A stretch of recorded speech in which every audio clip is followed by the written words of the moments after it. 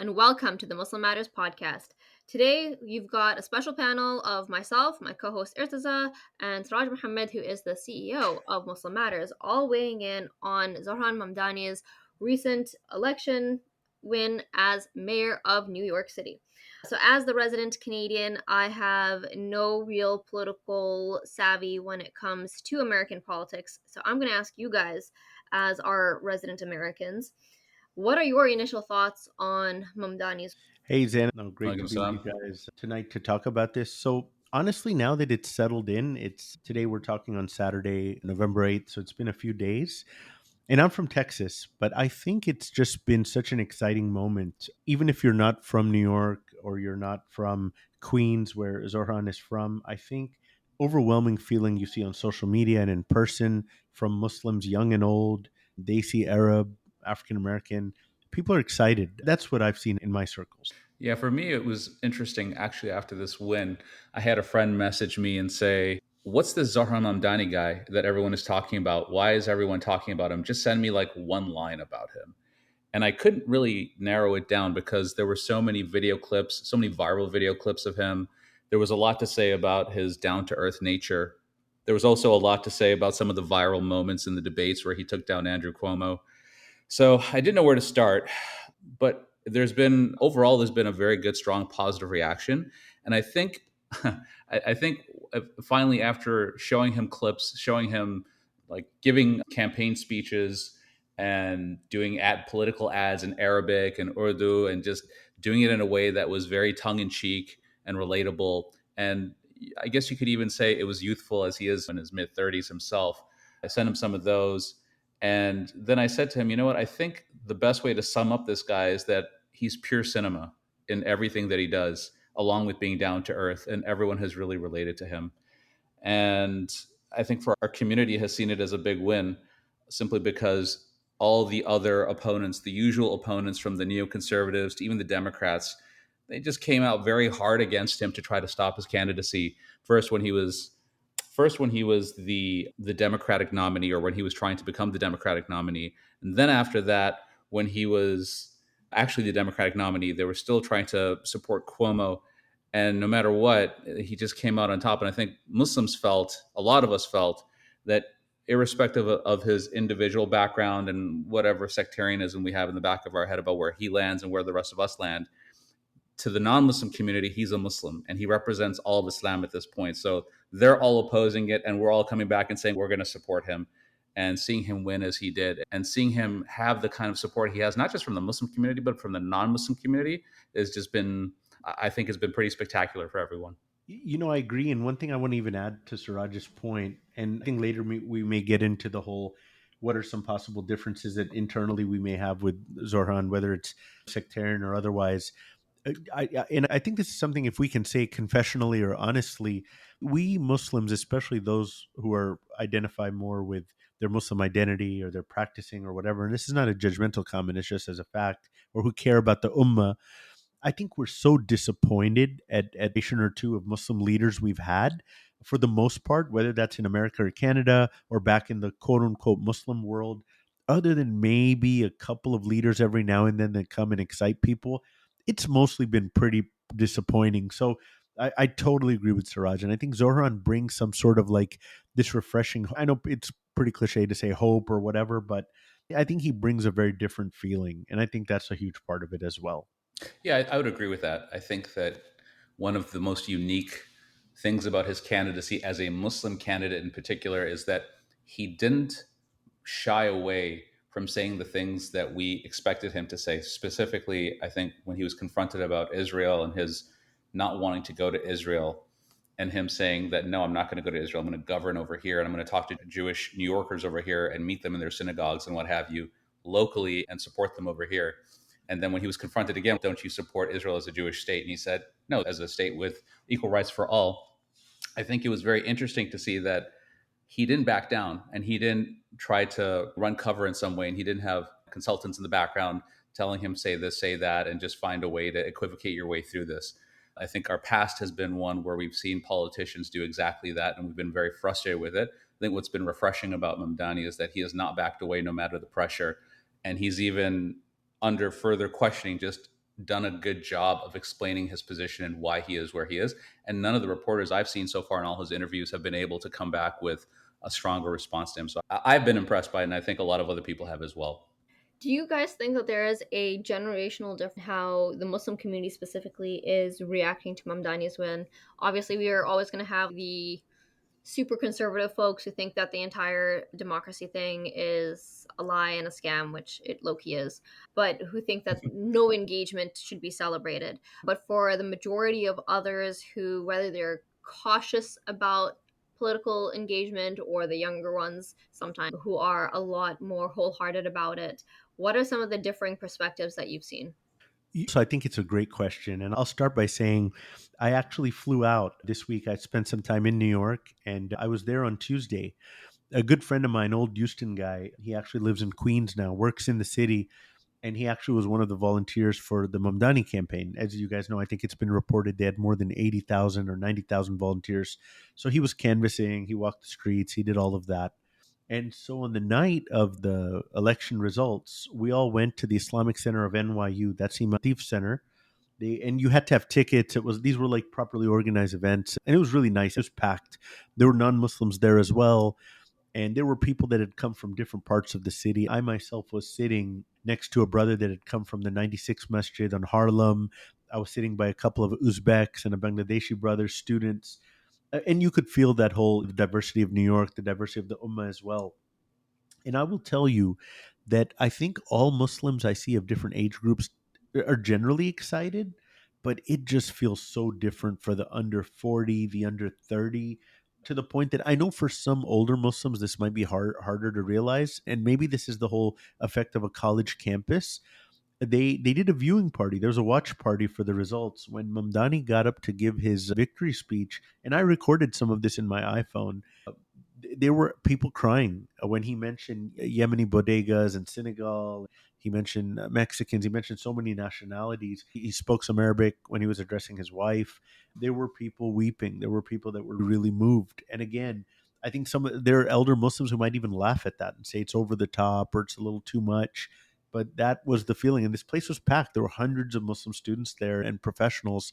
And that was the reaction. Yeah, from my side, I don't have as much on the ground experience as you do, Irtiza, but from what I've seen, at least on the internet and the social media discussions and the influencer discussions, as well as the independent media discussions, there's a clear difference between the youth and the elders. And I'd say when I say elders here, I should I'm making us a little bit older than we really are.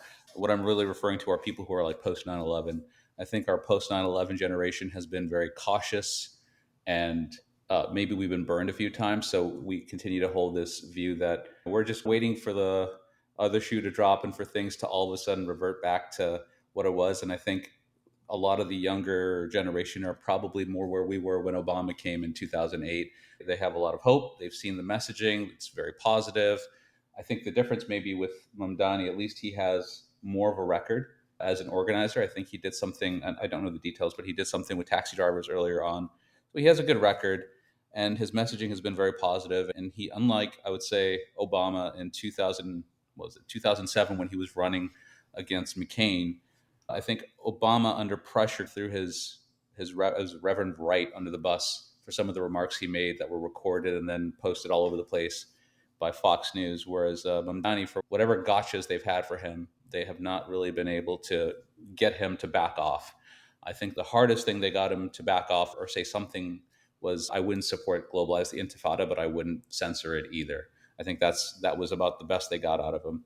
So, from what I can see, I think the younger generation of voters, we came out in large numbers. The polling shows that even younger Jewish voters came out and supported him in huge numbers. I believe the numbers were like 33% came out and supported him. The other 66% still went for Cuomo, but earlier polling suggested it was even higher than that. Yeah, I do see that there's a big generational gap here that has turned out for him and has driven his victory. I want to point out that a few things that I noticed, and this is again coming as a Canadian who's not super tapped into American politics, let alone New York politics, is that some of the things that really set him apart was that he had no lobbyists donating to his campaign. It was all organically crowdfunded. And it was so successful that at one point he had to put out a message saying, hey, please stop sending us money because we've already reached our cap of how many donations we're allowed to receive for the campaign. And now that's ended, the campaign's over and he won, there is a new message that came out where he said, hey, you guys can actually start sending us money again. And some people were asking why. And it was because apparently the transition phase or the transition of power also requires funding. And historically, this funding was provided by private donors and lobbyists, whereas Mamdani's campaign is not accepting lobbyist donations. And so it's being opened up again to the public to crowdfund. And this marks a good sign insofar as it shows that he's not accepting lobbyist money right off the bat. It shows that he's being committed, at least for the moment, to practicing the principles he's already established for himself and his campaign, which is a pretty good sign again from step one.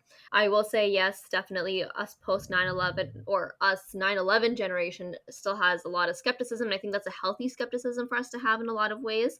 And you guys can speak to this a little bit more.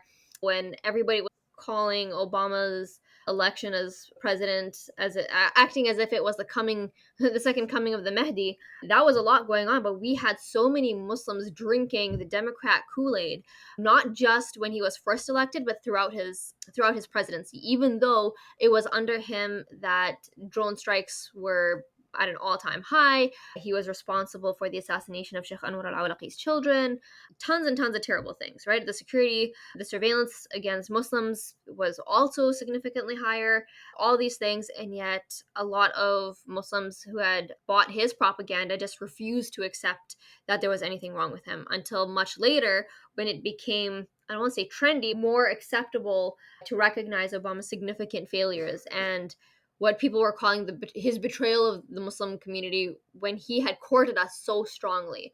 Of course, the difference here is that Mamdani is considered one of us, and there's a discussion within our own people about the fact that he is Ithna Ashari Shi'i, he's not Sunni, but as Irtiza pointed out, to the outside world, we're all the same anyways. And I think he's smart enough as a politician and as a person that he's not going to be playing partisan Muslim politics. That's going to be, I'll be honest, that's going to be like our crowd nitpicking about the stuff. So there's that. And I want to go back to. And Zainab, if we can just for a second here, I think you make a brilliant point, but I want to touch upon that. And I'm going to, for a second, tell you and Siraj a tale of two politicians. So you're absolutely right. If you look at Mamdani, some of his press conferences that he did were outside Sunni mosques. He took a picture that went viral that was widely criticized with Imam Siraj Wahaj, who is an icon for the Sunni community, probably the icon in North America. Let's very quickly, I want to mention, and I'm sure you and Siraj will be familiar with Qasim Rashid, a grassroots Yes, political yes. guy. He's, I believe, Ahmadiyya. Yeah, Qadiani. Look at Qasim Rashid, who he gets into it online with Shekhan, with Joe Bradford. He accuses them of being takfiri, which is a very dangerous word in a post 9/11 US and Canada to call an imam, to accuse them of being takfiri extremists. In fact, you guys can still go to Twitter or Reddit and find this. And then he tells them, if your theology forces you to believe that Ahmadiyya are non Muslims, you're basically ISIS theology. And all of these, I'm not putting words in Qasim Rashid's mouth. No surprise that Qasim Rashid, I think, multiple times has run for elections. He's lost every time so far. Not, and Allah knows if he would win in the future. But Mamdani did not get into any of this type of polemical stuff, these fighting, these negativity. Whereas Qasim Rashid, anytime he went on, he's fighting people, he's telling the Sunnis they can't have their own Aqidah, they can't do this, they have to clarify. And so I think you make a very interesting point there. And I just wanted to chime on that real quick. I think there's something to be said about the fact that he's not running as like he is a political candidate, obviously, but many times when politicians are trying to take an office, they're running for the office and they're making promises, but they don't have, I would say, a deep gut felt drive. And one of the one of the good things about Mamdani has been that he has had like his what he is trying to do, and what you can see that he's pretty sincere about what he has in mind for New Yorkers. Like he's always focused on affordability, affordability, affordability. That was his message throughout. When everybody tried to take him off message, he goes right back and says, I'm not interested in that. I'm interested in affordability, which means for the most part, he wasn't talking about Muslim issues. He wasn't talking about racial issues, identity issues. He was not even trying to get into the issues with Gaza, although when he was questioned about it, he took a strong stance. But that was not what he was really focused on. And I think a lot of the candidates that we're talking about now, whether they're Muslim candidates or non-Muslim candidates, they were focused on getting into office and taking advantage of their Muslimness to go to the Muslim community and fundraise. But then when it came time to come back and say, hey, you're saying some things that we don't agree with, or you're not supporting issues that you should be supporting about our community. They say, I'm just representing my district. I'm not really representing Muslims or Islam. And that would be the end of it. So when they needed to fundraise, they'd come and say, hey, I'm Muslim. I'm one of you. Give me money. And then when we would come back to them and say, hey, what about being Muslim? They'd be like, sorry, I'm not Muslim. I don't get that feeling from Mamdani, besides being very sincere in what he's doing when it came to his identity, when it came time to actually deal with the Islamophobia. He took it head on and he didn't shy away from it. To your point, Irtiza, when it came to going and visiting Imam Siraj during the very end of his campaign, actually, during the last couple of weeks, when it would have been probably a huge political liability for him to stand with Imam Siraj. If you ever kept up with Fox News during the post 9/11 time, Sean Hannity in particular would always go back and point at Imam Siraj, say this guy was an unindicted co-conspirator for 9/11. And he would try to guilt by associate any other Muslim guest or any other Muslim that he mentioned with Imam Siraj in some way, shape, or form. He didn't run away from that. He actually embraced it. So that was refreshing to see. And then when the picture started going out, he didn't say, oh, yeah, let me throw this guy under the bus too. Let me do a Reverend Right, throw him under the bus. He didn't do that. So I thought that was pretty powerful. And there were some other issues that are not coming to mind right now, but I recall that he maintained his stance and he never backed off. So I think that's been one of the things that we found very, very different about Mamdani here in this case versus other candidates. No, Siraj, I totally agree. And I so much we can talk about on the show. And I know with Zainab, we're going to get into a lot of other questions and topics. But there's one thing I wanted to even stay on this for just a moment where, again, for people who are like, why are we so excited? Why is everyone so excited? Let's stay on this for just a moment. Let's just go back not so long, 10 years, 15 years ago. Who was the major political parties, the Republicans or Democrat, and even our own organizations? This is a shame on us. If you look at ISNA or some of the national organizations that are great organizations, they've done a lot of good work. Who were they pushing to the Muslims as the face, the political faces? It was people like Khizr Khan. And look, anybody who loses their kid dies, it's a tragedy. As a Muslim, I sympathize with that. You feel bad. But let's take a step back. Their son was a soldier in Iraq, an extremely, even for Americans, controversial war, and for Muslims, something that absolutely was a butchering. There were actually masajid in the Virginia, Maryland area that did not want to do his janazah. He was a combat troop. He was killing people there. He was killing Iraqis. He was not there as like a doctor or like a medic or something. I'm not even saying about that. But if we're just being honest, they were pushing the DNC and ISNA and all these guys, people like Khizr Khan or people like that. And there was no being unapologetic, no being unashamed. No, the biggest thing was, okay, I have the Constitution in my pocket and Donald Trump can't be racist, which is okay. Like, neither of those things are controversial, having a Constitution in your pocket or telling Donald Trump not to be racist. And I just feel like now for people to go from that, Khizr Khan only 10 or 15 years ago, which again, ISNA would parade him out every year, every conference, to now Mamdani, it's night and, if we're being honest, it's like night and day, at least in terms of the messaging. We definitely had to force that, though. Not us, but Mamdani definitely had to force that because the Democrat Party was definitely not on board with Mamdani throughout this whole campaign. I think Yeah. Hakeem Jeffries only came in and endorsed him at the very end. And in the meantime, he was trying to balance between the Democratic Party and what they wanted, and then also the APAC and other pro Israel PACs. They were all coming after, like lobbies. They were all coming after and saying, hey, you can't support this. If you support this, we're going to pull funding. And lo and behold, when Hakeem Jeffries actually did finally give his endorsement, APAC and other pro-Israel lobbies started saying, "We're pulling funding out of you guys. We're not supporting you Yep. anymore." Chuck Schumer didn't support him at all. Continue, and even after the election, has said nothing. So I'm Yeah. not saying that they have to, but I think the Democratic establishment has never really changed. And even when Kamala Harris was running, they refuse to still platform our community. They wouldn't platform our community to talk about Gaza. They wouldn't platform our community to stand up and say anything, actually. They continue to play the role that they've always played with us, where they just come to us and say, hey, we want you to support us, but we also will support you, but we're only going to give you like little bits and pieces. And our community in return would say, oh, great, we're going to foist our model minority person as our public face, Khizr Khan, but we're not going to actually ask for anything substantive. We definitely want to be at the table. We want to be sitting at the table and having discussions with you guys, but we don't want to actually ask for anything substantive because we don't have real power. So just so long as we have a few symbolic pieces of power sitting in the office, we can feel satisfied with these little bits of, I don't know what to even call it, like these little bits of achievement, these symbolic achievements and symbolic titles that we get. Literally worthless crumbs. Yeah, worthless crumbs. That's exactly right. They were just worthless crumbs. I think Mamdani coming in as a democratic socialist makes a big difference here because he's coming from the same place as someone like Bernie Sanders and AOC. And it's AOC to an extent, although she's turned a little bit and she's become a little more Nancy Pelosi ish, but overall, they still come from the same Democratic Socialists of America cloth. And they're very focused on populist issues. And I think this is why Mamdani has been able to force his way through, because he's not coming in with identity issues or anything else. He's coming in with issues of how do we support people? How do we help raise people up? And that's what resonated, I think, this election. That's the perfect jumping off point to what I wanted to talk about next, which is what are the things that we can learn as a Muslim community from the success of the Mamdani campaign. I'm going to go on a little bit of a tangent and just say that based off of, again, my little information and knowledge that I have of the way that he campaigned and what he campaigned for, there's actually a lot for us as Muslims to think about.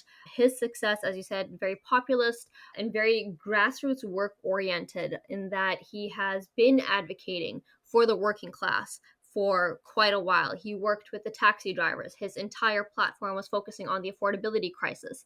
He addressed things that matter to everyone at the day-to-day survival level. As you said, it's not about the identity politics here. It's literally the life, or literally the business of living every day. Can you afford to live every day? Can you pay your rent? Can you pay your groceries?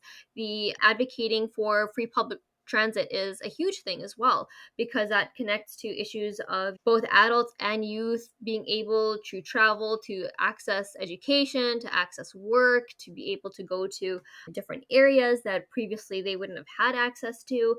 And what that speaks to me as a Muslim involved in community work is that the only reason he was able to get where he is now as mayor of New York is not because he set his sights as you said, just focusing on the office itself and being like, that's what I'm going to get to. Maybe he had that goal in mind when he was younger. I don't know. But what we see that his work started with was actually the everyday business of living.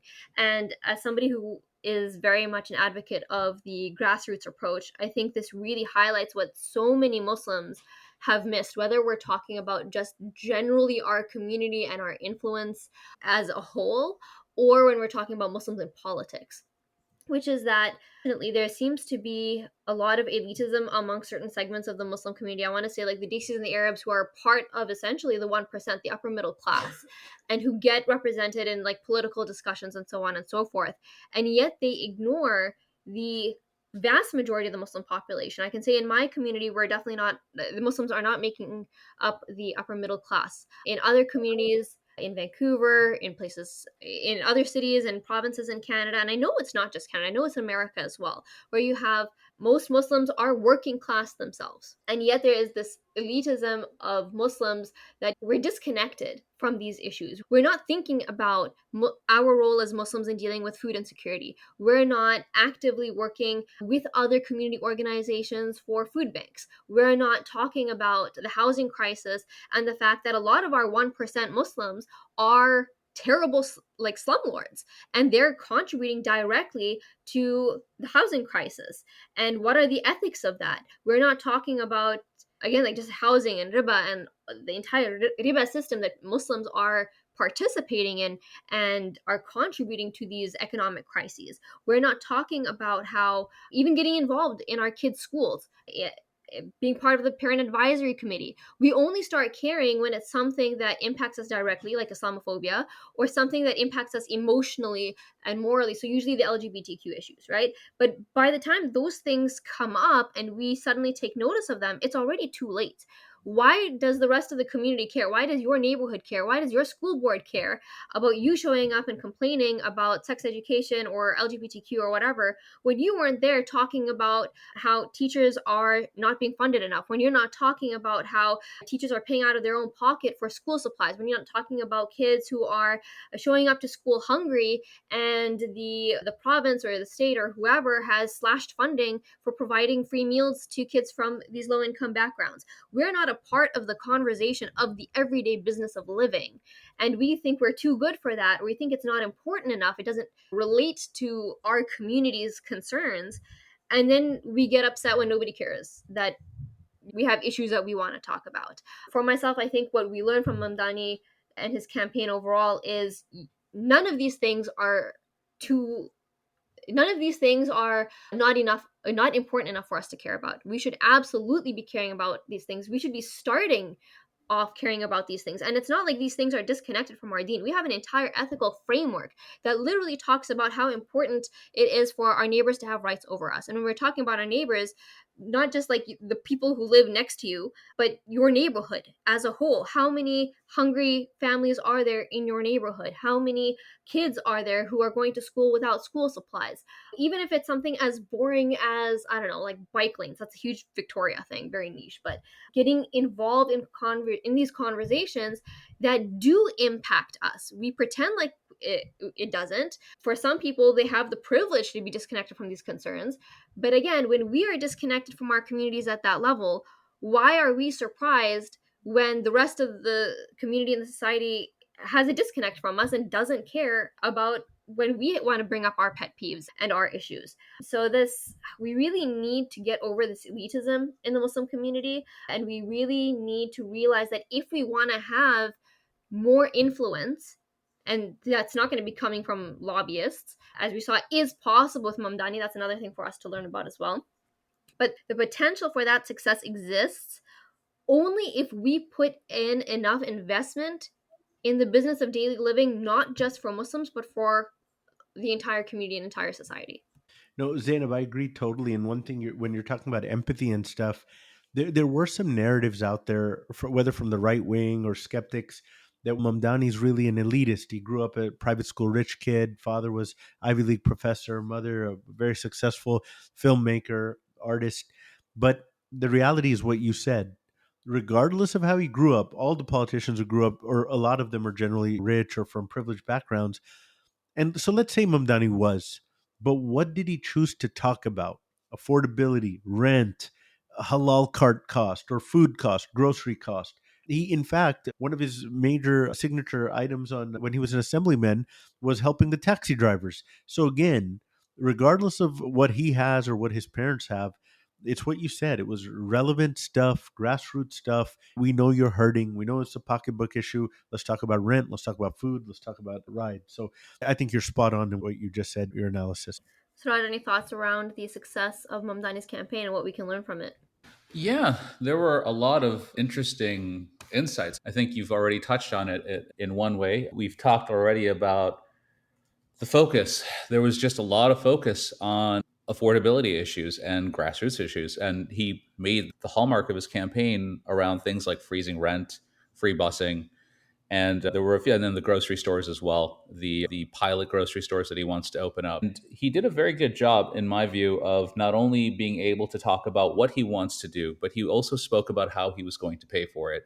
And many of the elites in the community became upset. He said, "I'm going to tax more of you." A little bit more. I'm going to raise the corporate tax rate to what it is in New Jersey, and I'm going to increase some taxes here and there. And I don't have the power to do it, but we're going to find a way to pressure the governor, I think it's Kathy Hochul, and get her to get those taxes up so that we can fund all these initiatives. I thought it was pretty brave.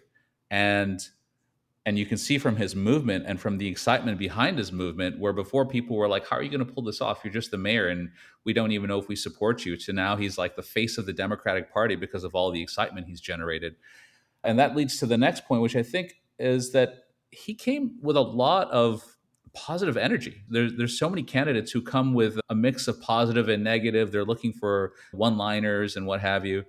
He came with just straight up positive energy everywhere he went. Even the only time I ever saw him go into anything with any sort of negative energy was in the debates itself. And even then, he tried to maintain positive energy. But if he was going after Andrew Cuomo, there's no way to sugarcoat the fact that Cuomo was sexually assaulting or harassing women.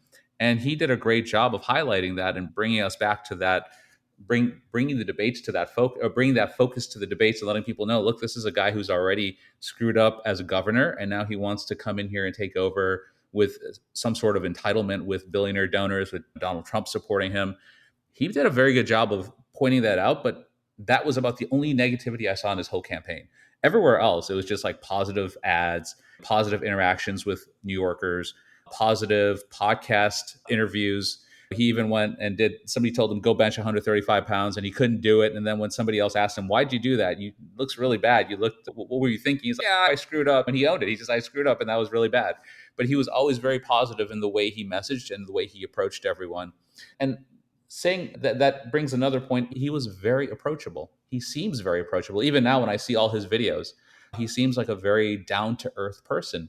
And I think one of the things that I've seen with a lot of community leaders and political leaders within the Muslim community, at least, they're not very approachable. They don't seem very approachable.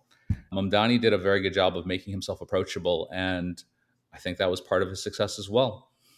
Good media team, good social media team. They knew how to approach the community without, what's the best way to say this? They seemed real. They seemed authentic. And I don't just mean real and authentic in the sense of their grassroots real. It seemed like the fact that he was young and using TikTok or using Instagram was organic. It didn't seem like it was something forced. And the uncle who's trying to use popular terminology to try to relate to the youth, it doesn't really relate, and everyone is cringing in the background as that person is saying it. So he seemed like he was real and authentic, and he was part of the youth movement that was actually excited. So there's a lot there. So that's my takeaway from what I saw from how well he executed on his campaign. The social media stuff is a really good point, because during the campaign, I didn't see a whole lot from his account directly, like just being thrown onto my algorithm. But what I have been seeing, especially since he got elected, like from the night before, I think, is how many non-Muslims have been putting out memes about like how happy they are that he's won. And I'm talking about jokes about the Islamic Republic of New York and whatever. But this isn't like making fun of Islam and Muslims. It's actually very positive towards Islam and Muslims. So I'm seeing Instagram reels and content about non-Muslims who are really excited about living under a Muslim mayor, talking about how they've been researching Islam. And keep in mind, these guys don't know the difference between Sunni and Shia. They're just like Googling Islam and doing the research about Islam as a whole. And there's tons of stuff about, wow, did you know that Islam actually has like wealth redistribution built in? This is amazing. Like, this is going to be fantastic. We're going to be able to actually afford whatever, the buses or the rents or whatever, all because of Islam itself. And then you've got the ones that really crack me up are the ones that they've got jihadi and nasheed playing in the background, like some really classic OG ones that I don't think any of them have any idea that these nasheed were super popular in the 90s. This was like, we're talking about war in Afghanistan era and before that as well. But this has become normalized. No way, no how did I ever think I'd be scrolling Instagram reels and non-Muslims would be reels about how excited they are about living in Muslim New York while Al-Qawm is playing in the background. That's insane. In the best way, okay? And again, I don't even know if like younger Muslims know the origins of some of these anashid, but it is normalized to that extent, and that's amazing. Yeah, I agree. Honestly, thinking about and I'm sure a lot of them, some of them might know from their parents or their ammu or checha or something, but a lot of them probably have no idea. These are the non-Muslims, though, not even the Muslims. These are the Oh yeah, non-Muslims who yeah. are playing all of this in the background, so they don't have any background or any context. I think people are just doing their research. People, just like with the war in Gaza right now, when people were asking, how are these people so resilient in the face of so much death and destruction and murder and mayhem? They're just, where's their strength coming from? And then they realize it's coming from Islam. And then you had this influx of non-Muslim influencers, TikTokers, Instagrammers, all going online and sharing what they're reading from the Quran and just picking up verses and saying this resonated and that resonated. And you know what? I think I might want to be a Muslim, or at the very least, I understand Islam a lot better than I used to. So I think the same thing is, again, the same phenomenon is happening again over here. The more you have a Muslim personality or Muslim issues coming to the forefront, non-Muslims become naturally curious and they begin asking questions about Islam, Muslims. They pick up a Quran and they want to know more. And I think it's just happening again over here. And that highlights that, even as I said, where we probably have like little differences among ourselves internally, but to the rest of the world, it was MAGA and the establishment Democrats pushing this whole watch out for Sharia law. Or there was one interview that I believe Mamdani was highlighting from Cuomo, where the interviewer was saying, yeah, 9/11 happened again, Mamdani would be fine with it. And then Cuomo was just laughing. And so he highlighted that and said, look, this public Islamophobia, which is part of our politics all the time, we can't accept this anymore. So it becomes us versus them. And in the process of that us versus them, all the people who are following begin to say, hey, who are we really? And who is this us? And who is this Mamdani? And what is this Islam that they're always complaining about and making fun of? And then they go read. And then at the end of it, they start to pick up on the cultural elements as well. And then they start digging further. And then they find these nasheed that you're talking about too. And then they start, I think I saw one video where one guy was dancing. He was like playing some of these nasheed in the background. And then he was like doing this weird dance. And I don't know what it was exactly, but it was very strange to see, but also bemusing as well. Now, we've been talking about a lot of the positive things, but I want us to go back to our roots as 9/11 generation and being a lot more cautious and wary and not being willing to swallow the political Kool-Aid. So what are some of the things that we should be reminding Muslims and just the population in general to be aware of and concerned of and keep track of as Mamdani transitions into power, and then we see what he's really doing? So one thing that came up for me that I was reading about was that he actually asked the NYPD police chief to remain. And apparently this individual is a hardcore Zionist, and NYPD has one of the most extensive surveillance systems used against Muslims. And obviously, the first thing that comes to mind is, okay, why is he asking this police chief to stay on? Why didn't he have somebody already picked out who's not a hardcore Zionist, especially considering we know the role that NYPD has played in being incredibly violent towards pro-Palestine protesters? So that's just one big thing that jumped out at me, and who knows what his plan is, but that's something that we can't be taking lightly. And I'm sure there's other things as well that we should really be thinking about. If you guys can share, what things do you have in mind that we need to be extra careful about? For myself, I think the big lesson is, and this lesson really comes from Obama, really, it's that we should not be so heavily invested in any politician that we just blindly take anything they do and then explain away whatever they do wrongly. So I remember in 2008, 2009, I was a huge Obama fan. And I think if you even look at Muslim Matters, there was some commentary. There was one article that we wrote where everyone from Muslim Matters chimed in on what they thought of Obama's election. And to be fair to everyone, at that time, we didn't have the hindsight that we have now. But everyone, we had gone through 7 years of just the Bush administration, the Fox News machine, putting us down. And then on the side, we had all the FBI surveillance, as you mentioned earlier, the NYPD surveillance. There was so many different ways they were trying to force Muslim community members to be informants and pressuring them or shipping them off to black sites. Guantanamo was always highlighted. Islam was always being attacked. So we were very relieved when Obama finally came into office. And it wasn't just relief that the Bush era was over. It was also relief that this guy was talking about closing Guantanamo and America has these principles and we should not sacrifice our principles. So we bought into the Kool-Aid, and maybe for the first year or two when he was working on Obamacare, we were all invested in. But then after we started seeing the drones and the consistent killing of civilians and everyone being silenced, and then after that, the Muslim political class just going along with it and saying there's no better thing we can do right now. It's better than having troops on the ground, and making one excuse after another and posting pictures of shaking hands with him and talking about how wonderful his smile was and it's okay and the Republicans are worse. After dealing with all of that, I think we should always be skeptical of any political leader. And to the question that you asked, we should be asking that question. Now, there might be a good answer for it, a good political answer for it. and there may be a longer term plan, but I'm not going to assume that. I'm going to assume that this is not a good move and that we should ask the question, why are you actually doing this? And we should continue to ask those types of questions. And we should always hold our politicians' feet to the fire and make sure that they do not become the thing that they said that they were against when they were campaigning. We don't want, as we had with Obama, we don't want like the campaign Obama and then the actual presidential Obama, who's completely different and not what he said he was. And we should do the same with Mamdani too. Right now, I'm hopeful. At the very least, as I mentioned earlier, the one thing that makes me hopeful in Mamdani, but I'm still going to be skeptical. The one thing that makes me hopeful is that he, under political pressure in the campaign, when he could have buckled and when he could have switched his positions, or he could have tried to equivocate and get wishy-washy, either with Imam Siraj when they were calling him out on that, or with the issues around Israel or globalized the Intifada, he didn't back down. And when they asked him again about arresting Netanyahu, I think the smallest little thing he took back was, you know what, if the law lets me do it, I'm definitely doing it. Instead of, I'm just going to do it, he said, you know what, we do have laws here, but if the law lets me do it, I'm going to do it. And I definitely want to do it. So if I get a chance to do it, I'll do it. Any thoughts? No, I actually agree with Siraj that I think for a lot of us, we probably still have a little trauma from the Obama administration. Like he said, Obama Obama, came in. Trump. That speech, yeah, that speech. And Siraj will remember this being an old Chicago guy.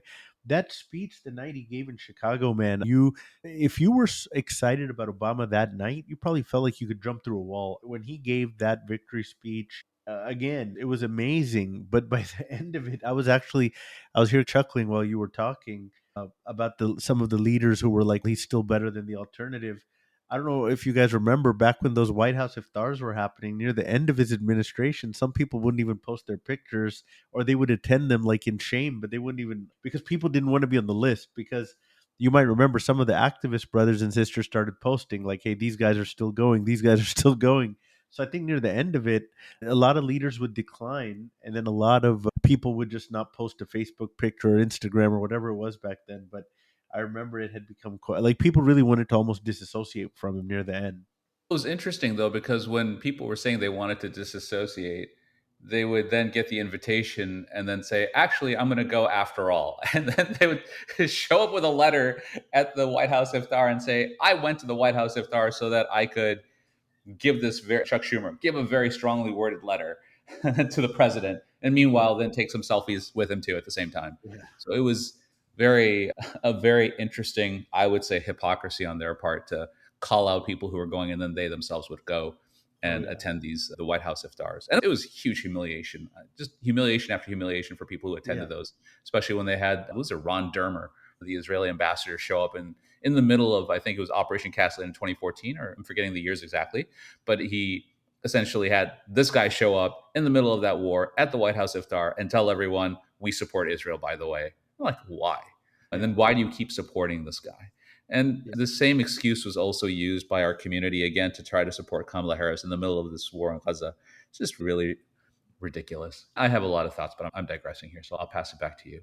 No, I agree. And not to get on a tangent here, but that again, this could be another show literally.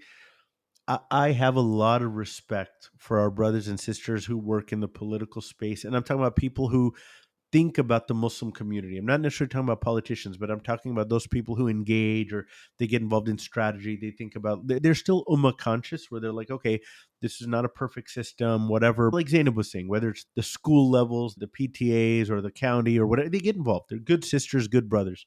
And this is not a Mamdani specific comment, but one thing that disappoints me is sometimes for people, the party becomes the goal. And I'll tell you, a brother told me this recently, a mutual friend of ours, Siraj. I was talking to him in private, and he was like, I don't agree with everything from Tucker Carlson or Candace Owens, but recently there's a lot of stuff they're saying, which I'm like, wow, it's refreshing, it's good.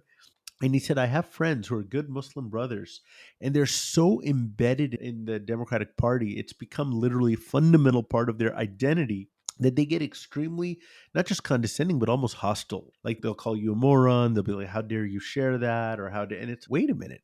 On these particular issues, these guys they're saying some worthwhile stuff, some good stuff. And those people don't even want to hear it because anything they associate with the other side, it's like the ears are off. No, I definitely think a good discussion. Yeah, this is like our, unfortunately, our human weakness and vulnerability, where we become partisan and then all critical thinking goes off and everything becomes a game of spinning and coping and explaining why we support one thing and we don't support another thing, no matter how tenuous and weak the reasoning is. And it happens with everyone. It happens with the Democrats, Republicans. It happens within our own, I guess you could say, within our own communities, divisions as well. We see it all the time. So I'm not surprised to see it. It's just one of the things that bothers me about it is that, at the very least, on the religious side of it, I can see why people are having such difficult, not difficult, I should say, I can see why people become so passionate about faith and religion, simply because there is a sort of metaphysical concern of the hereafter. Whereas over here, people are just like fighting over political parties, and it's just a completely different ballgame. And I don't understand. I understand it, but in a sense, I don't understand it at the same time because I don't find it as critical. Any final thoughts that you guys have on this entire Mamdani situation, on Muslim reactions, on anything that we should be learning from it all? So Zainab, there was one thing I wanted to say, and this will be in closing. I know one thing, and I'm in my mid 40s. Most of my friends who I talk to will be about my age, maybe a couple years younger, a couple years older. And I think a lot of us are always concerned about being burned by somebody who, like a Johnny come lately, a charlatan, someone who's fake. Look, I don't know how Mamdani's going to do. I don't know the future of Muslims in politics, period, and the way the U.S. is going, the way a lot of other Western countries are going. The world has become a complicated and chaotic place. But I want to share something. One of the leading Arabic institutes in the U.S., very popular, the Fawad, they shared a note. There's an article out there from Mamdani. It's called "Bearded in Cairo," and "Bearded in Cairo" was written in 2013, so a good 12 years ago. And essentially he studied, he studied some Arabic in Middlebury here in Vermont, and then he went to Egypt. He studied some Fusha, some classical Arabic there. All I wanted to do, if I may, and it's a very short excerpt, I wanted to read to you Mamdani, and these are his thoughts in 2013. So if he's 34 now, you're talking about maybe 21, 22-year-old Mamdani, and these are his words. So what he says, just an excerpt, he says, "For the first time, talking about Egypt, I fit. Brown skin, black hair, and a Muslim name. With the right clothing, some took me for an Egyptian, and most thought I was Assyrian. Either identity allowed me unrestricted access to exploring Cairo. And yet, in the last year, I've added another distinctive feature: a beard. It began mostly as a symbolic middle finger to the sometimes spoken but oft accepted stereotype that pervades America. Brown guy with a beard, terrorist. When I got to Cairo, though, it became clear that the fear of the beard was not constrained by borders. Many of my Egyptian friends first jokingly and then more seriously told me, 'Hey, you look Ikhwani, like a member of the Muslim Brotherhood.'" And the article goes on and on. It has a lot of nuance. It talks about his experiences. It gives you insight to his development as a young man, how he traveled and how he took in what he was seeing around the world. It talks a little bit about Morsi and some of the changes. I'm saying all that to say, again, none of us know what the future is going to hold. Only Allah subhanahu wa ta'ala knows that. But I think I can with some confidence say that Mamdani seems to be a pretty authentic person. He is who he is, and he's been building himself towards that at least since he was 20, 21, 22 years old. And I think, inshallah, for all of us, there are some good lessons in that. And I think we've touched upon some of those tonight. That's it for me. And again, I think, just as everybody, I'm excited and hopeful for good days and good times for Muslims in New York, elsewhere, and Muslims and non-Muslims as well. Good times, but at the same time, Raj mentioned and others, we've seen some of these stories before, and we have to be cautious. So with that, I'll hand it to Siraj and you.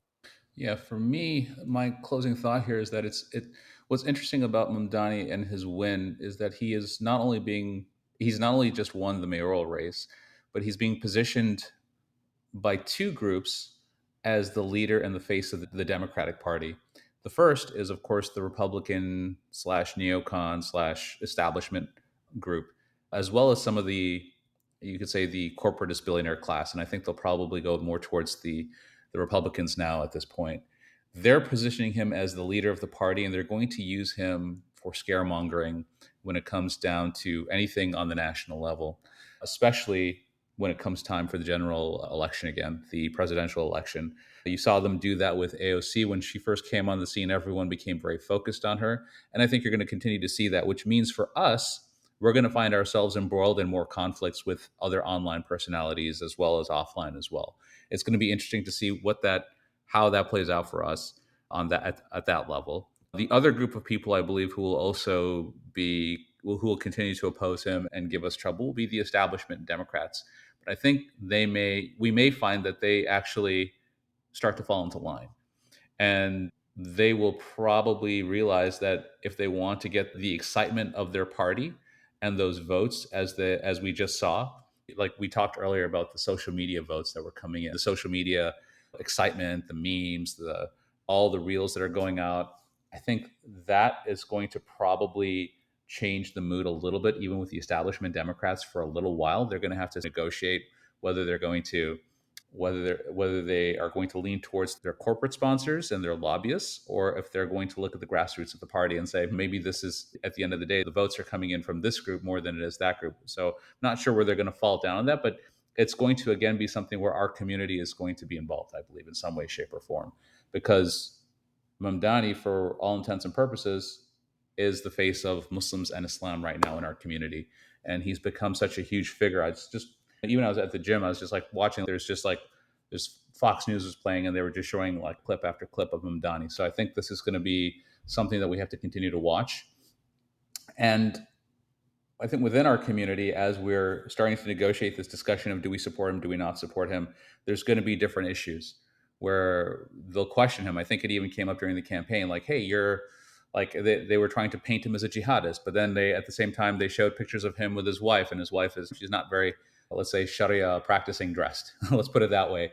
And there were people saying, hey, look, how can he be a jihadist when he's so liberal and he has a very liberal background from both his mother and his father? So our community is going to be in an interesting position where, on the one hand, he's going to be living his life the way he is, and he's not really. I don't think that he has tried to hide it. His positions on LGBTQ, his positions on certain ways of living, and our community is going to come back and say, what do we support here? What do we not support here? I think for us, we have to be unapologetic as well and say there are things that he does as that he believes are correct and that he can do for himself, but we're not going to support that, and we're going to be openly opposed to that. But the things that are common ground issues, things that we can support, we will continue to support. And I think that would probably make for a better balance than just the binary of either we throw him under the bus and say, well, he does one thing, we throw him away completely, or we have to give our undying fealty and support no matter what, as we've done in the past for certain politicians. I think that's a pretty solid conclusion. My last line is going to be, we just need to remind Muslims to trust in Allah, not in Mamdani or any other politician or public figure, because it is Allah who's in control. It's Allah who's going to either bring us success and make things easier for us or put us through more tests and challenges. And it's really up to us as believers to maintain our alignment with what Allah wants from us and not what's just going to help us politically. So make dua that our community is smart enough to navigate things that way and to ensure that our moral compass isn't a political compass, but the Sharia compass. And with that, I think we're ready to wrap up. For our listeners, please don't forget to subscribe, leave your comments, disagree with us, agree with us, send this to everybody, make some Instagram reels about it, do whatever. But let's share the information, let's share the awareness, and let's keep up with what matters to Muslims.